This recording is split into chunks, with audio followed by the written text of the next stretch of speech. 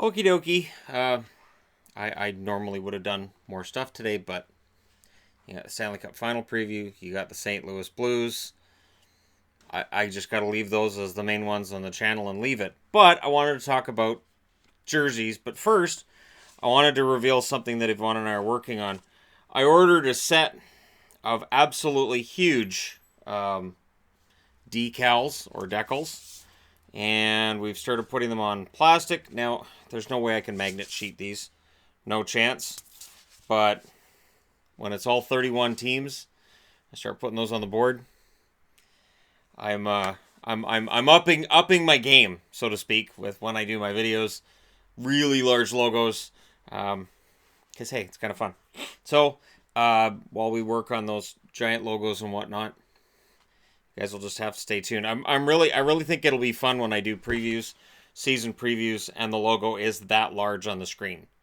So, I've had a lot of fun making that kind of stuff, and I wanted to do something kind of fun today, and I may title this ugliest. No, I'm not going to do this as ugly. The 10 most curious third jerseys I own. So either design run amok, or just, and some people are going to say, well, they're straight up ugly, but we're all of differing tastes. And the jerseys that were thought of as ugly 20 years ago no longer are. I would point to the Kachina as a good example of that, where nobody really liked it 20 years ago, and now it's a beloved jersey. Number 10 is the Edmonton Oilers. This is the gear jersey, as I've called it. This, of course, was designed for the team, and it's nice. The Oilers logo doesn't actually show up on it, but it's a very nice one, and I've actually got my eye on, speaking of decals, of one that has this logo and using that for Oilers. But again, because there are Oiler fans that really can't stand this jersey and this logo, they may not like seeing that on previews and videos regarding the Oilers. But that for me is number 10. It's more, to me, I like it. I think it's more of a curiosity than being ugly. The only crime it had really at the time was that it used a very Kings-like design for its striping. So that's number 10. Number 9. And a lot of people think this one's ugly. There are a lot of people that think this one's ugly. This one I think is more curiosity than anything else. And I liked it a lot when it came out. I was a huge fan of it. And it's a very, very nice jersey, I think. But a lot of other people don't like it. This also came along at the wrong time. This came along as the team was falling apart. The Bure era was coming to an end.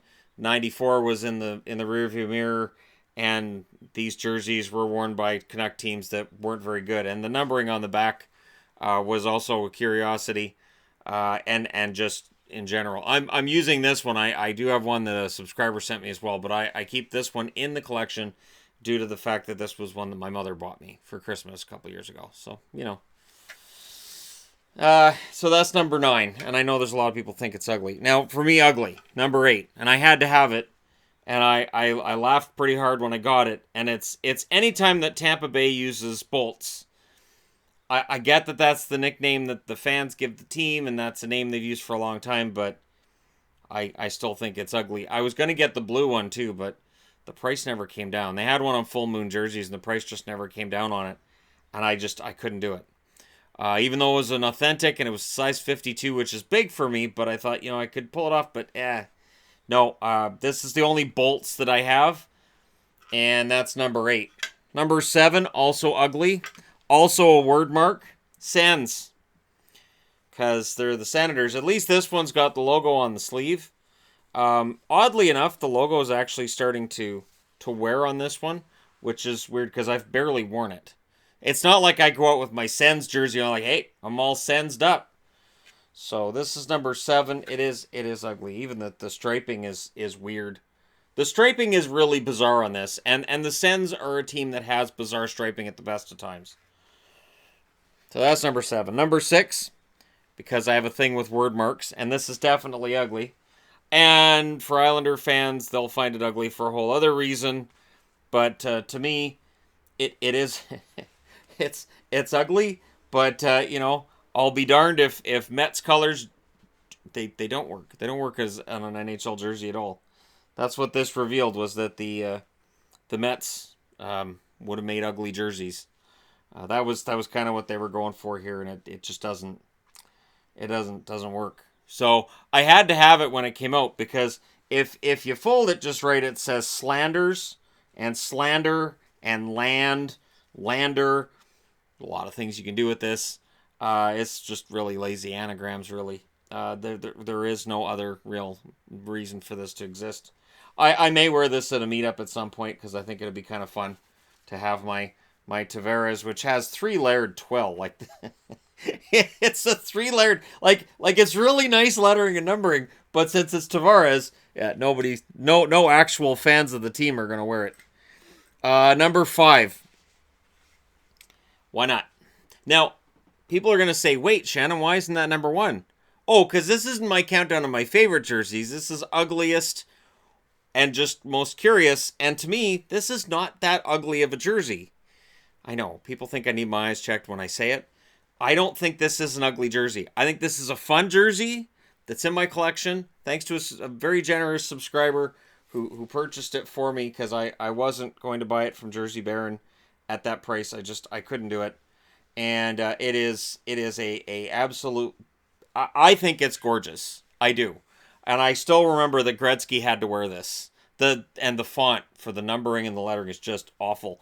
Everything about this jersey. And yet, there have been rumblings that maybe at some point the Kings could don this jersey again.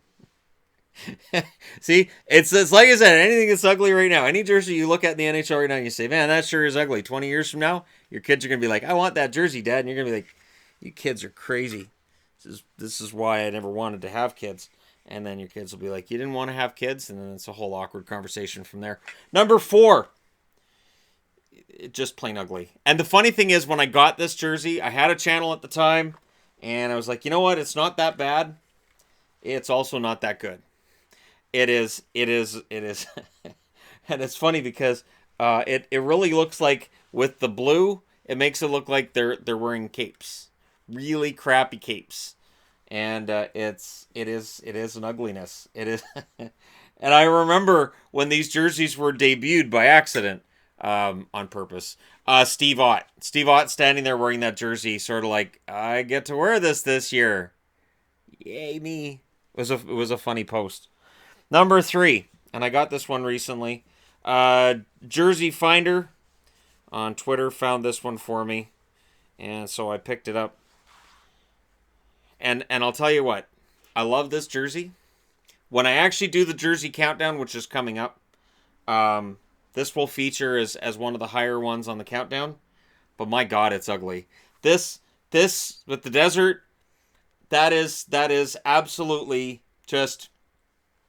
At this point in time, the NHL's design teams are run amok. And it's almost as if they're designing these with the idea of, okay, I have to get fired. Well, the guys in Calgary, they're making a horse head. Oh, we can beat the horse head. The horse head is not in this countdown, wasn't in the one yesterday either. I could have went and retrieved the horsehead jersey that I have and maybe put it in either countdown, but I liked Calgary's horsehead jersey. I'm sorry, I liked it. I thought it was something different. And this is definitely something different. It's one of those ones that, you look back and you say, wow, Jeremy Roenick wore this, huh? I'm pretty sure they wore these when Gretzky was the coach, too. What is it with Gretz and ugly jerseys? Wasn't he in St. Louis, too, when Keenan was like, I'm not wearing those trumpet jerseys. You can take them and stick them. Yep. It's okay, though, because then Gretzky went to the New York Rangers, and they had the Liberty jerseys, so that makes up for everything. Number 2. It was really hard picking between the two. Between the two. Harry Sinden, general manager of the Boston Bruins, wanted this as the main logo. He wanted this to replace the spoked B as the main logo of the Boston Bruins. Then public backlash told him, Harry, you might want to go ahead and sit on that one and just forget about it altogether. This jersey was reviled at the time. I loved it. Again, a subscriber helped me out sending me this one. These jerseys are so expensive on eBay. It's so weird. And I'll get into the ones that I don't have after I reveal number 1, because there are a lot of ugly ones I don't have because cost. This is fantastic. Absolutely fantastic. And starter, coho. A lot of them are starter and coho. Number one, it has to be. It has to be. And what I like about this is I got this one from Ben H Sports. This I believe is the last one he had. Is that it's a Reebok. It's an authentic. So we're talking complete with fight strap. So I have a replica as well, and I like it because I can refer to this as my authentic Mooterus.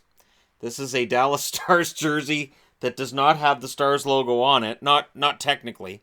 It has the star itself, but it doesn't say Stars like this does. It is just fantastic.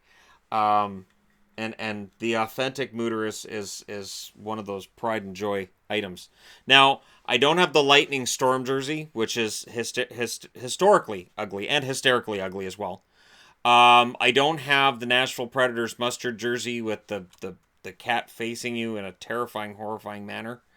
I also don't have Mighty Wing, which is the Mighty Ducks jersey with Mighty Wing crashing up through the ice, which is absolutely the holy grail of the ugliest of uglies. It is. That's just the ugliest of uglies, and the fact that Korea and Solani had to wear it is just... Remembering that Hall of Famers had to wear some of these. Mike Modano had to wear the Mooterus. And there's no such thing that I've seen of a picture of Mike Modano wearing the Mooterus where he doesn't look kind of disgusted to be wearing it. So, for me, that's number one. But again, just because I have it in the ugly third jerseys category does not mean when I do a countdown of my favorite jerseys that I own, it won't be in there. So there you go.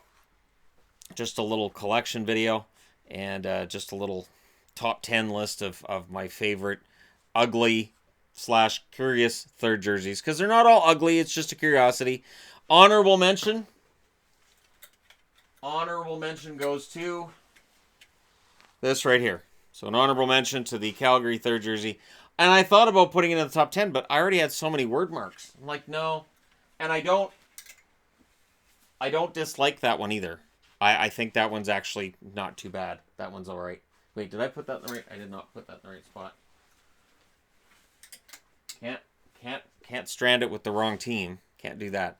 Anyways, there you go. Top 10 countdown for you guys. The actual jersey countdown's on the way.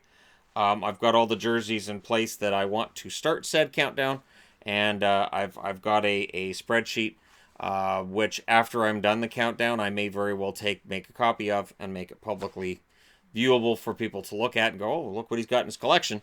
But you know, it is amazing fun to have so many curious and ugly jerseys. Let me know what you guys think in the comment section below regarding ugly thirds. Don't forget to hit like and subscribe if you're browsing your way through. You just happened upon this video. And again, just because they're in this countdown doesn't mean I don't like them. It just means I cannot make the argument that they're really, really beautiful jerseys. Thank you guys so much for watching, and I will talk to you again soon.